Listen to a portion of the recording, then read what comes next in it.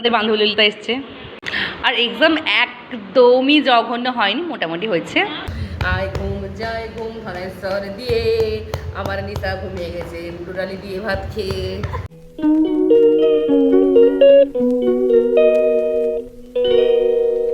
নমস্কার বন্ধুরা, আমি সৃজিতা, সৃজিতা দিনলিপিতে তোমাদের সবাইকে স্বাগত।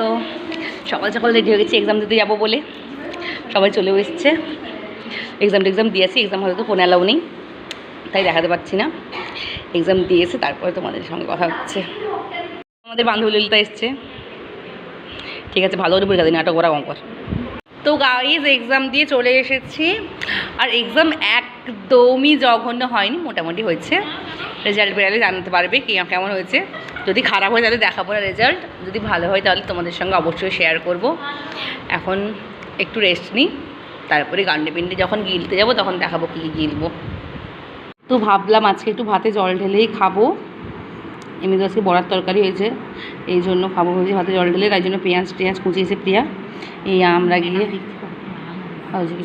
আমরা গিয়ে বেগুনটা পুড়ে নিয়ে এলাম, দিয়ে এখন বেগুন মাখানো হবে, তারপরে গিয়ে জল ঢেলে ভাত খাবো। এই যে তরকা মারা দই দিয়ে ভাতে জল ঢেলেছি। এখানে আছে বড়া ভাজা, বেগুন মাখা, চানাচুর। তোদের বেলাটা দেখি, ও তোদের তো অথই জল। আমাদের পুরো জীবনটা এই শশা মুড়ি দিয়ে খেয়েই কেটে যাবে। তাও ভালো শশা খাচ্ছি, ডিহাইড্রেটেড থাকবো, কারণ যা রোদে করে পরীক্ষা দিয়ে এসেছি। পুরো যে গ্লুকোজের অ্যাডটা হতো না, যেখানে সূর্য একটা বাচ্চার মাথায় পাইপ লাগিয়ে সব রস শোষণ করে নিচ্ছিল, আমাদেরও সেই রকমই করে নিয়েছে মনে হয়। জাস্ট বৃষ্টির কাটিং স্কিলটা দেখানোর জন্য আমি ভিডিওটা অন করলাম। বৃষ্টির সেই টমেটোটা কেটে দেখাতো তোর কাটিং স্কিলটা। আমি অনেকক্ষণ ধরে খেয়াল করে ভাবলাম যে আমার দর্শকদেরকেও একটু দেখাই বৃষ্টির কাটিং স্কিলটা। আমার তো টমেটো কাটতে গেলে পুচুক করে সব বেরিয়ে চলে যায়। কি বলিস, আমি নার্সিং এসে ভুল করে দিয়েছি না তাহলে? হ্যাঁ, তো ঝালমুড়ি দোকান দেওয়া উচিত ছিল রে বৃষ্টি, দিলে তুই সঠিক উন্নয়নের পথে এগাতে পারতিস। এই যে আজকে রাতের খাবার দেখে একদমই ভাবে না যেটা আমার একার খাবার, এটা আমাদের তিনজনের খাবার। এই যে প্রিয়া হবে রুটি আর আমি আর নিশা খাবো ভাত, আর তরকারি তিনজনের একসঙ্গে নিয়ে এসেছি। এটা কি, এটা প্রিয়া পেঁয়াজকে শসাকে শুকনো লঙ্কা মাখিয়েছে, ভালো টেস্ট হয়, তোমরা করে দেখতে পারো। ঠিক আছে, খেয়ে নি, খুব খিদে পাচ্ছে। তো গাইজ একেবারেই ঘুম আসছে না, তাই নিশাকে ভেবেছি বলির বাঁকড়া বানাবো, তারপরে একটু মজা টজা করবো আর কি। নিশা আসুক, তারপরে তোমাদেরকে দেখাচ্ছে ওর সঙ্গে কী করি। দাঁড়াও,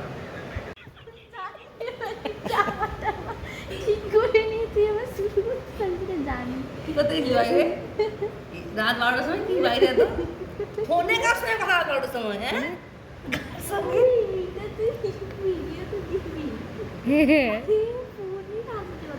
এখন 12টা বাজে, বাথরুমে গেছিলি কেন? সুসু করতে গেছিলি? রাত 12টায় তো সুসু করতে যায়। সেই রাত 9টায় খেয়েছিস, এখনো ঘুমায়নি কেন? 3 ঘন্টা গেল, ঘুমাসনি কেন? তোদের পাহারা দিচ্ছি, দেখছি ঘুমায়নি।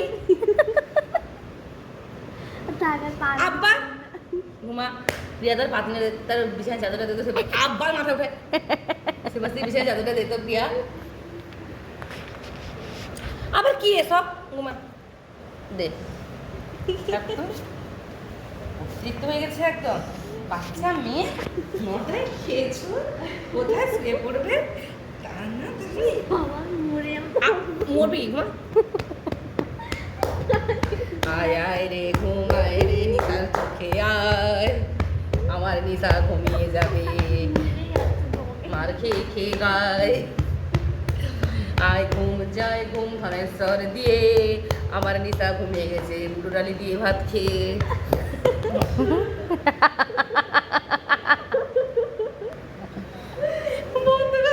তো খাওয়া দাওয়া করে চলে এসেছি, এবারে ঘুমিয়ে পড়বো, কারণ প্রচণ্ড পরিমাণে ঘুম পাচ্ছে।